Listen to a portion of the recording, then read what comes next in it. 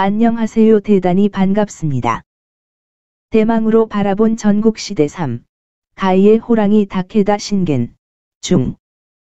다케다 신겐. 무전신현. 다케다 신겐. 무전신현.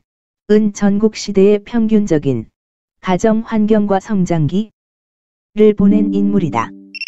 신겐의 아버지는 다케다 노부토라 무전신호였다. 지금의 기준으로 보자면 정보관 같은 느낌이었다. 정보를 통해 세력 확대를 노렸지만 전쟁은 필연적으로 돈과의 싸움이다. 주군, 군자금을 어디서 영출합니까? 돈이 없으면 세금을 걷어야지. 지금 우리가 살 길은 확장밖에 없어.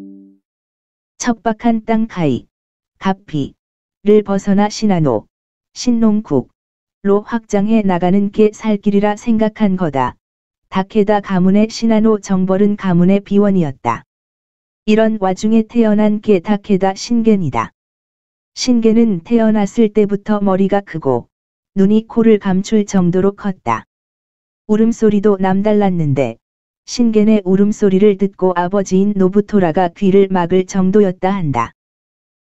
유년 시절의 다케다 신겐의 성격을 알 수 있는 일화가 하나 있다. 신겐은 애벌레를 싫어했다. 이걸 고쳐보겠다고 나선 것이 다케다 가문의 중신이었던 바바 노부후사, 마짱신팡였다. 몰래 애벌레를 준비했다가 신겐에게 보여줬다. 당연히 신겐은 놀라 자빠졌는데 바바 노부후사는 일부러 신겐을 비웃었다. 이 모습을 보자 신겐의 표정은 일그러졌고 그대로 애벌레를 터뜨려 죽였다. 그가 역사에 이름을 남기기 시작한 건 1536년 11월에 있었던 운노구치성, 해구성, 전투 때부터였다.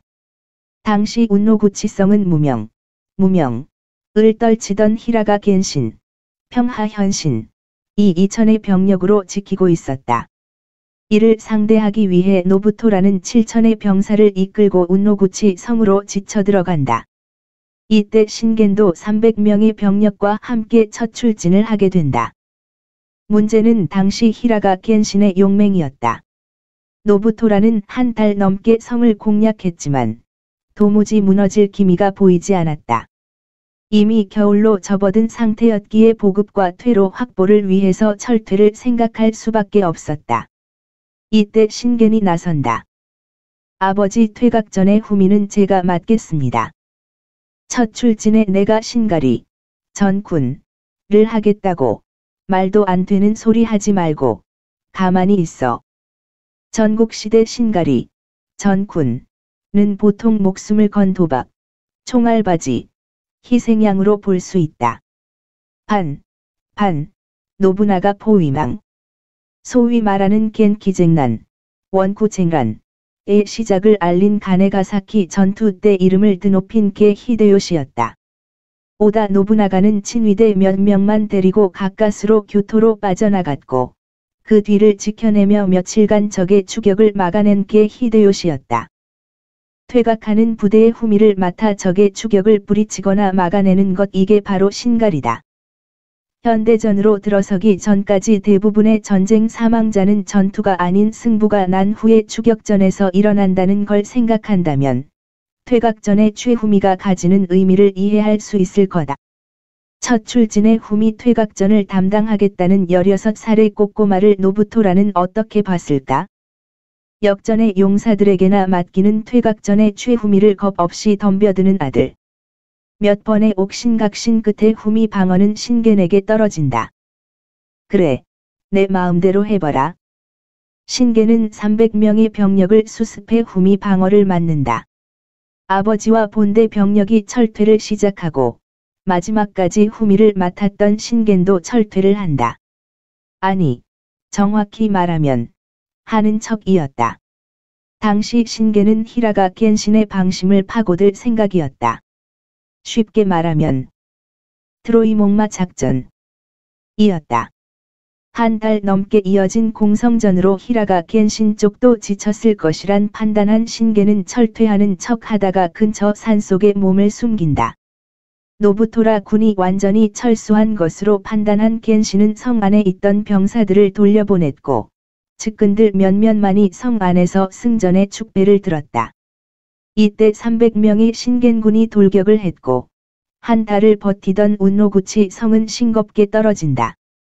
다케다 신겐의 충격적인 데뷔였다. 전국시대 평균적인 부자관계. 전국시대 주인을 배신하는 건 일상이었다.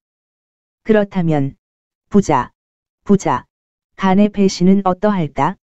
이 역시 특이한 경우는 아니었다. 저놈이 날 죽이기 전에 내가 저놈을 쳐내겠다.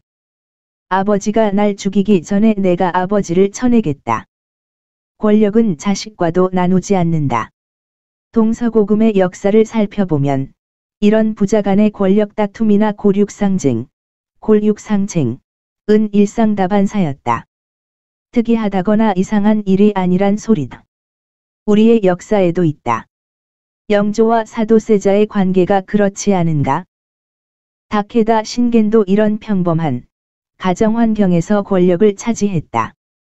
좀 특이하다면 이게 가문의 전통이 됐다는 거다.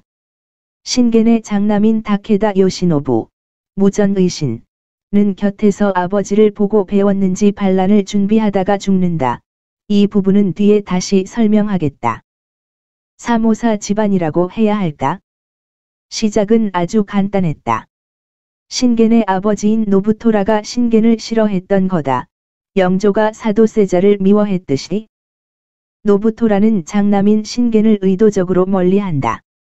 대신 그의 눈에 들어온 게 신겐의 동생인 다케다 노부시게, 무전신권이었다. 온순하고 말 잘 듣는 노부시게를 보며 노부토라는 마음이 돌아섰다. 그리고 일방적인 사랑으로 이어진다.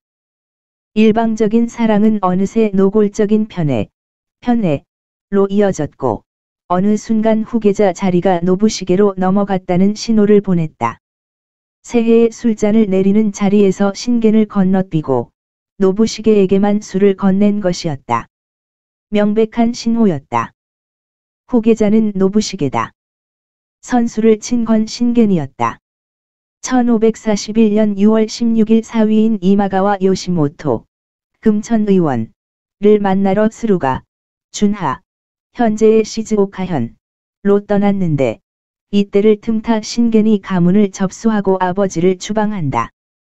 사위 만나러 갔다가 아들에게 쫓겨났다고 해야 할까? 일설에는 이마가와 요시모토와 신겐이 서로 공모했다는 설도 있다. 다케다 노부토라, 무전신호.